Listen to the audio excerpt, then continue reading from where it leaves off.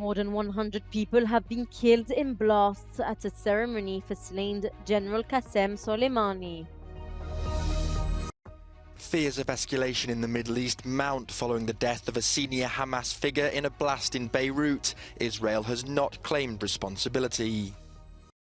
Kyiv accuses Moscow of deliberately targeting civilians in some of the heaviest Russian aerial attacks since the war began.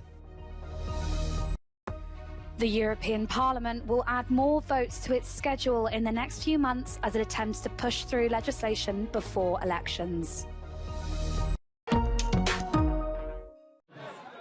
At least 103 people have been killed in blasts in Iran at an event marking the 4th anniversary of assassinated Iranian General Qasem Soleimani, says Iranian state media. Over another 188 were wounded in 2 explosions separated by minutes near his gravesite in Kerman.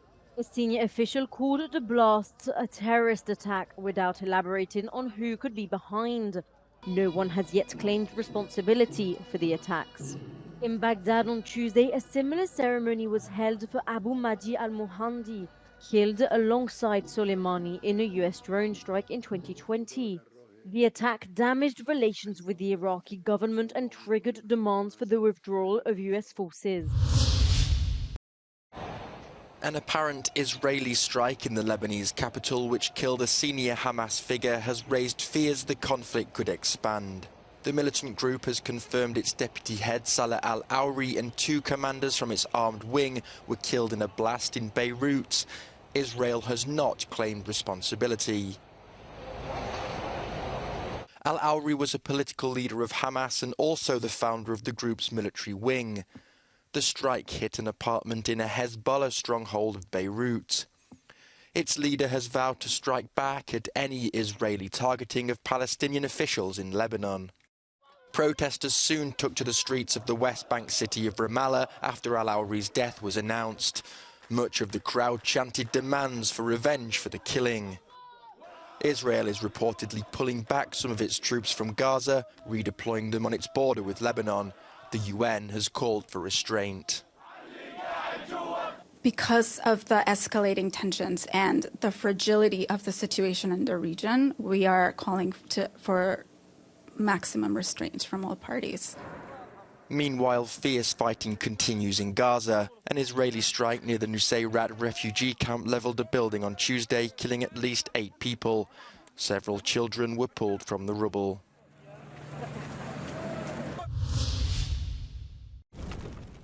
Ukraine has accused Russia of deliberately targeting civilians in one of the heaviest aerial bombardments since Russia's war began. Ukraine's 2 largest cities were struck, Kyiv and the northeastern city of Kharkiv, killing at least 5 people on Tuesday and injuring dozens of others. Kyiv officials said the attacks caused widespread damage and hit power supplies. In his evening address, President Zelensky praised Western-provided defense systems for saving hundreds of lives. US Patriot systems are in continual use, and Ukraine claims to have forced down 10 Russian Kinzhal hypersonic missiles. A crater reportedly left by one such missile after it was shot down left little damage, but in populated areas they can be devastating. Kinzhal hypersonic missiles are part of an arsenal of weapons Vladimir Putin claims are indestructible due to their speed. Russia's Ministry of Defense issued footage of the recent missile launches. President Putin said he believes Russia holds the strategic initiative in the war. A growing confidence by the Russian leader seems to stem from Kyiv's failed summer offensive and delays in the US and EU military aid to Ukraine.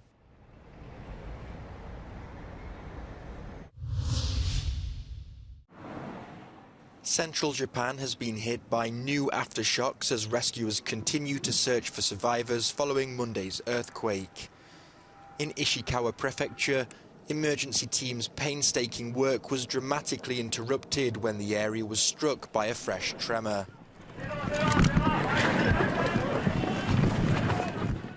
Expected heavy rains and possible landslides may further hinder their efforts. Across the region, entire neighborhoods were destroyed. Some of the survivors gathered in emergency accommodation have no homes to return to. とってもじゃないかぺちゃんこになってますから入れません。ですからここで今夫婦で生活雑魚寝状態で、なんとか皆さんで声かけ合って励まし合うということでございます。今そんな状況です。Around 70 people are known to have died, but the toll seems certain to rise, with dozens believed trapped in the rubble of collapsed buildings. Experts say chances of survival diminish greatly after the first 72 hours in such conditions.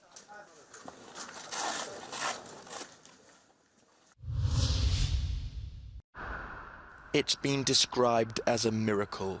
Nearly 400 people, passengers and crew escaped to safety as their plane was engulfed in flames following a collision with a smaller plane on a Tokyo runway. Images of the Japan Airlines flight coming into land resembling a fireball could only leave observers fearing the worst. Tragically, 5 of the 6 people on board the smaller plane died in the incident. For an idea of what the passengers were going through, a 17-year-old Swedish boy captured the moments on his mobile phone. He later described the chaos after impact as the Airbus A350 lumbered to a halt on the runway. The entire cabin filled with smoke within minutes. It was like hell, he said.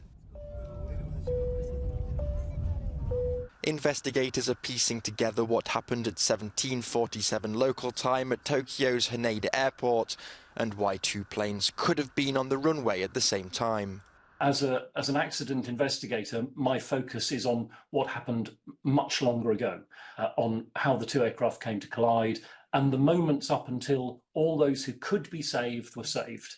If reports are correct that everybody evacuated this aircraft successfully, then that is fabulous news. It's the first major accident involving an A350, one of a new breed of aircraft built largely of advanced materials such as carbon fibre reinforced plastic. Airbus is sending a team of specialists to assist in the investigations. The European Parliament will add more votes to its schedule in the next few months as it attempts to push through legislation before elections. There will be more voting sessions added to each of its monthly meetings. Europeans go to the polls in June, meaning lawmakers' last chance to vote on more than 100 pieces of proposed legislation will be in late April. So, to be clear, what we would be voting... Es verdad que va a haber sesiones plenarias aquí en Estrasburgo con muchos temas que votar. Normalmente lo que se puede hacer es añadir sesión de voto, por ejemplo, por la tarde, para no votar más de 2 o de 3 horas seguidas, de manera que los diputados guarden la concentración. No se puede estar votando durante horas y horas. The Parliament will have to vote on key laws such as the Migration Pact, artificial intelligence and the new fiscal rules of the bloc.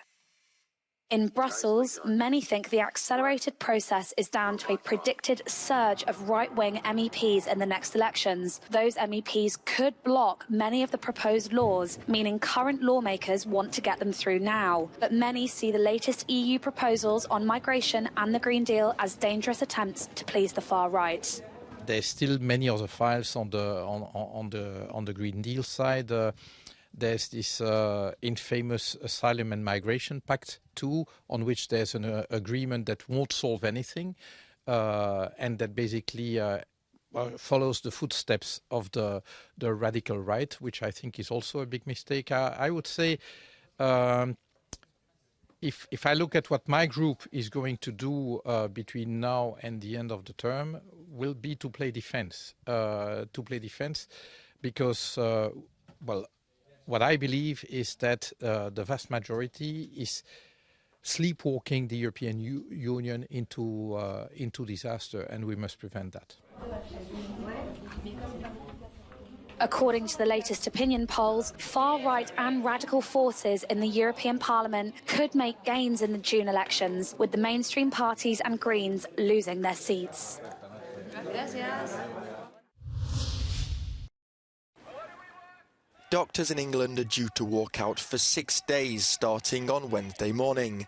The industrial action is the longest in the history of the UK's public health service, the NHS. The strike marks a major escalation in a bitter row with the government over pay. The doctors want full pay restoration after seeing their pay decline since 2008-2009. The problem, they say, is compounded by high inflation and the cost of living crisis. For the first time, China's BYD has overtaken Tesla in global electric car sales. The Chinese manufacturer sold more than 500,000 EVs in the last quarter of 2023, compared to Tesla's 480,000 for the same period. Elon Musk's company still performed better than expected, increasing its fourth quarter sales by almost 20%. And over the course of the year, it remains the market leader in electric car and truck sales, delivering more than 1.8 million units to customers worldwide.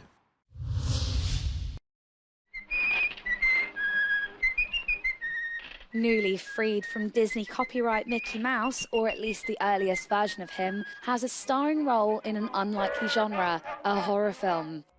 In the low-budget movie, a group of teenagers in an arcade are terrorized by a bloodthirsty attacker in the guise of the cartoon rodent. No release date has been set for Mickey's Mousetrap. The slasher pick, in fact, draws on the macabre origins of the beloved comic character. In the feature Steamboat Willie, a menacing Mickey captains a boat and makes musical instruments out of other animals. Later versions of the iconic Disney figure remain under copyright and are not available for public use.